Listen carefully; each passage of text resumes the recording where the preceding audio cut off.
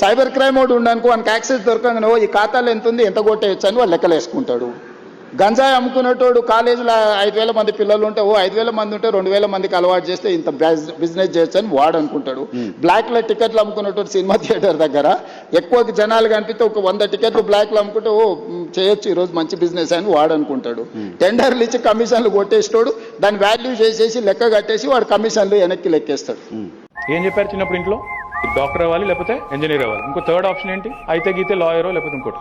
అంతేగాని ఇంకా వేరే ఆప్షన్స్ లేవు. You are always told to be a job seeker. You are told to be work, you are told from a very young age not to dream big. ఎక్కువ ఆలోచించక అడ్డం పడతావు, తక్కువ ఇది చేయాలి, మనం ఎక్కువ రిస్క్ తీసుకోవద్దు. ఎట్టి పరిస్థితుల్లో జాబ్ కొట్టాలి అంతే. ఎవరి కిందనో పని చేయాలి తప్ప మనం 10 మందికి జాబ్లు ఇచ్చేటట్టు ఆలోచన లేదు మనకు. మనం ఎందుకు మన దుకాణం పెట్టద్దు, మనం ఎందుకు మన ఎంటర్ప్రైజ్ పెట్టద్దు, మనం ఎందుకు వరల్డ్ క్లాస్ ప్రొడక్ట్స్ తయారు చేయొద్దు.